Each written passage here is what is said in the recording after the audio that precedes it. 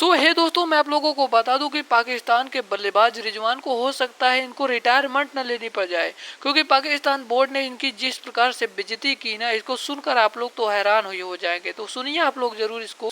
जब उसे नीचे बात आती है तो उसके लिए मायने रखता कि मैं कौन से सूबे से हूँ, वो पाकिस्तान को रिप्रेजेंट करता है। लोग क्या कहते हैं, हमें लोगों की परवाह नहीं है। भाइयों, रिजू सेमेंट का तो काम हो गया। कौमी क्रिकेटर्स के सेंट्रल कॉन्ट्रैक्ट का मामला, जिसमें विकेटकीपर मोहम्मद रिजवान ने सेंट्रल कॉन्ट्रैक्ट पे दस्तखत करने से इनकार कर दिया है। मैं अभी बता रहा हूँ कि वो मोहम्मद रिजवान की डिमांड्स नहीं मानेगा।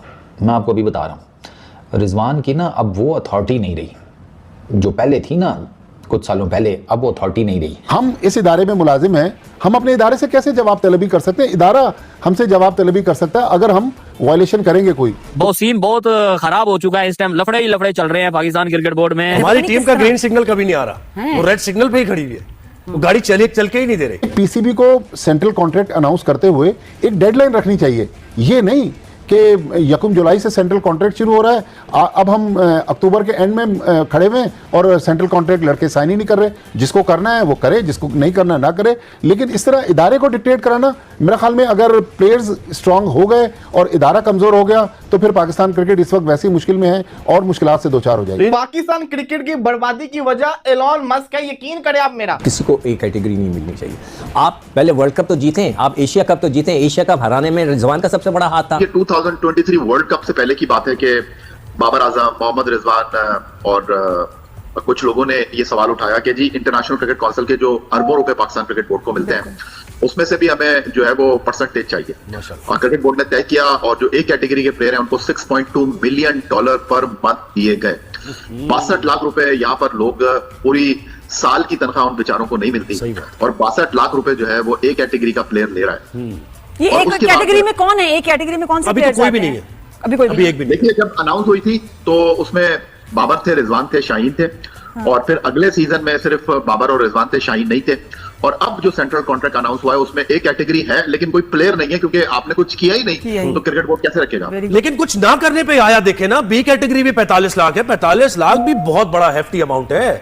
इस 45 लाख लेके ये परफॉर्मेंस दिखा रहे हैं जो कल दिखाई है। हम इस इदारे में मुलाजिम हैं, हम अपने इदारे से कैसे जवाब तलबी कर सकते हैं? इदारा हमसे जवाब तलबी कर सकता है अगर हम वायलेशन करेंगे कोई। तो पहली बात ये सवाल ही पैदा नहीं होता कि मोहम्मद रिजवान, हाँ मोहम्मद रिजवान चेयरमैन को लेटर लिख सकते हैं, उसमें कहेंगे कि साहब ये मेरे रिजर्वेशंस हैं, इस पे मुझे एतराज़ है, तो बराए मेहरबानी इस पे नजरसानी कर लें। ये बात तो मान ली, लेकिन जवाब तलबी करना।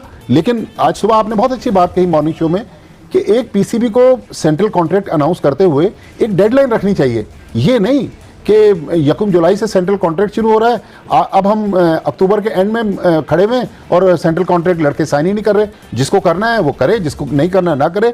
लेकिन इस तरह इदारे को डिक्टेट कराना, मेरा ख्याल में अगर प्लेयर्स स्ट्रांग हो गए और इदारा कमजोर हो गया तो फिर पाकिस्तान क्रिकेट इस वक्त वैसी मुश्किल में है और मुश्किलात से दो चार हो जाएगी। ये जो माजिद भट्टी बात कर रहे हैं सिकंदर बख्श साहब, क्योंकि खुद आप एक क्रिकेटर रहे हैं और बिल्कुल पाकिस्तान की क्रिकेटर्स की वजह से ही है, लेकिन इन्होंने जो बात की है परफॉर्मेंस क्राइटेरिया की, ये तो क्रिकेट बोर्ड का सवाबदीदी इख्तियार है। Mohammad Rizwan central contract sign करते हैं या नहीं करते, ये उनका इख्तियार है। और हम इस वक्त इंटरनेशनल क्रिकेट में देख रहे हैं कि बहुत सारी टीमें हैं जिनके खिलाड़ी क्रिकेट बोर्ड के सेंट्रल कॉन्ट्रैक्ट को तस्लीम नहीं कर रहे और अपने आप को ओपन रखते हैं। लेकिन उसके बावजूद एक बड़ा सवाल यह है कि अगर Mohammad Rizwan central contract sign नहीं करते, वो रहेंगे पाकिस्तान क्रिकेट बोर्ड के पाबंद ही। उनको कहीं भी जाने के लिए क्रिकेट बोर्ड का NOC दरकार होगा।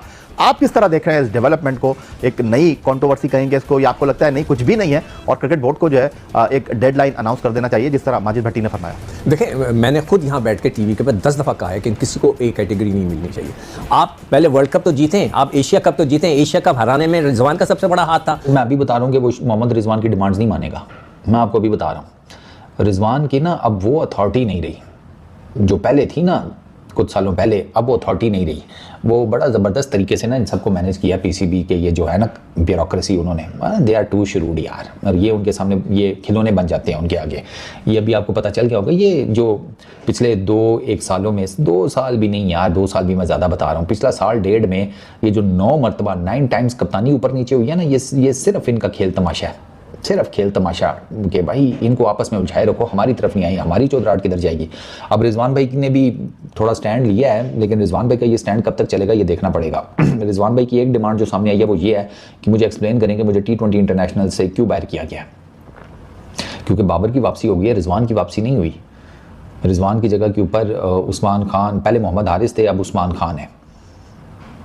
अब आप देख लें, रिजवान भाई को लगता है कि उनकी T20 इंटरनेशनल में जगह बनती है, तभी तो वो एक्सप्लेनेशन मांग रहे हैं। ये एक डिमांड है, बाकी कौन सी डिमांड्स हैं वो तो with the passage of time ही अगदा खुलेगा तो पता चलेगा। लेकिन अभी वो सिर्फ जस्टिफिकेशन मांग रहे हैं, आंसर मांग रहे हैं, रीजनिंग मांग रहे हैं कि उन्हें T20 इंटरनेशनल से साइड पर क्यों किया गया।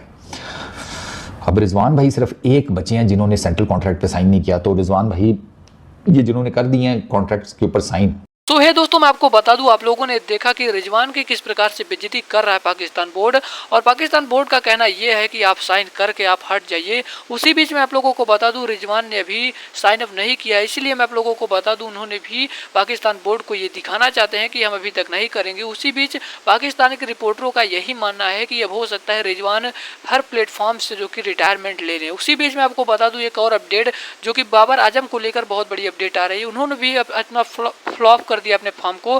तो उसी बीच रिपोर्टरों का ये भी कहना है कि ये दोनों प्लेयर हो सकता है रिटायर ही क्यों ना हो जाएं। तो दोस्तों, आगे जो भी अपडेट निकल कर आता है मैं आपके बीच जरूर रिप्रेजेंट करूंगा। लेकिन आप लोगों को क्या लगता है कि क्या रिजवान को रिटायरमेंट ले लेना चाहिए?